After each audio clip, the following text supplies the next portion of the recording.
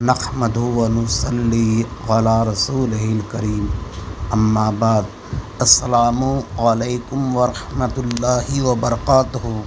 اگر آپ نے اس چینل کو ابھی تک سبسکرائب نہیں کیا ہے تو اسے ضرور سبسکرائب کر لیں۔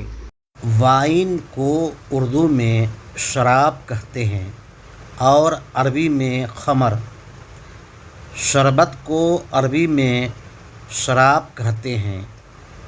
قرآن میں جو شرابن طہورا کا ذکر ہے، جو جنتی کو جنت میں اللہ کے حکم سے پیش کیا جائے گا، وہ اردو والا شراب نہ ہوگا بلکہ عربی والا شراب ہوگا، جس کو اردو میں شربت کہتے ہیں۔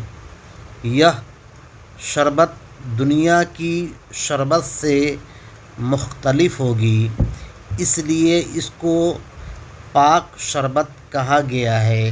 وآخر دعوانا الحمد للہ رب العالمین۔